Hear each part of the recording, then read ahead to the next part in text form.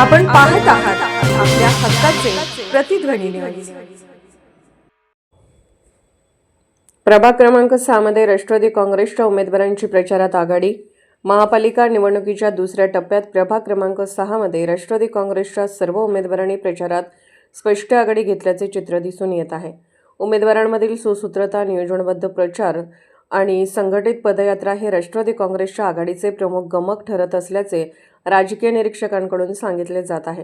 या प्रभागातील राष्ट्रवादी काँग्रेसचे उमेदवार माजी महापौर मैनुद्दीन बागवान, जरीना बागवान, नरगिस सय्यद आणि युवा नेते आझम काझी यांनी प्रचारात वेग आणला असून दररोज विविध भागात पदयात्रा काढत मतदारांच्या गाठीभेटींवर विशेष भर दिला आहे।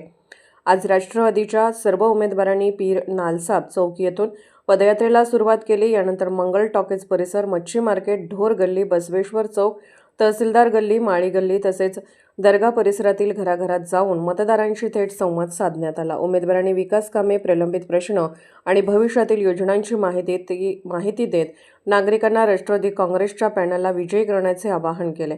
या पदयात्रेत मोठ्या संख्येने युवक आणि महिला सहभागी झाल्याने प्रचाराला उत्साहाचे वातावरण लाभले।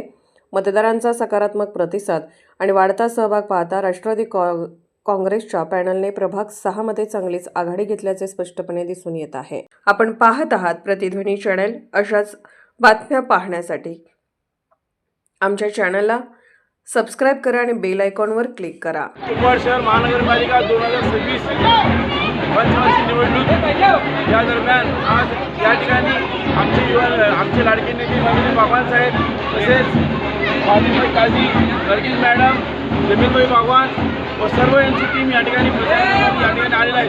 सांगायचं उद्देश म्हणजे या ठिकाणी पहिला आमच्या इथं 5 वर्ष मागं या वार्डामध्ये, या परिसरामध्ये काही उपलब्ध नव्हता।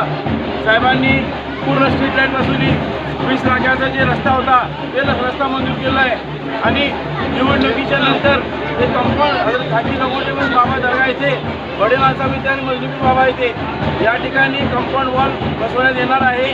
आणि या परिसरामध्ये 24 तास या परिसरामध्ये अमृत योजनेचे पाणी अगदी जोराने येते। घंटागाडी व्यवस्थित आहे। लोक साहेबांवर टीका करतात, इथं काय नाही, इथं एकही कार्यकर्ता असं नाही, काय नाही, कोणाच्या घरी उपलब्ध नाही। कचरा गाडीपासून, पाणीपासून, लाईटपासून, साहेबांनी ड्रेनेजपासून सगळं पूर्ण केलं आहे। आणि येणाऱ्या काळामध्ये जे काय आमच्या हजरत अली अब्बास आलमदार फ्रेंड्स ग्रुपचं जे काय मोहरमखाना असेल, कंपाऊंड वॉल असेल, बाकी काही गोष्टी असतील ते संपूर्ण करण्याची जबाबदारी पूर्ण पॅनलने घेतलेली आहे। आणि या ठिकाणी त्यांचं मी पुन्हा एकदा स्वागत करतो आमच्या मंडळातर्फे आणि पाठिंबा पूर्णपणे या परिसराचा मी जाहीर करतो। आणि 16 तारखेला आमचा विजय हा नक्की आहे।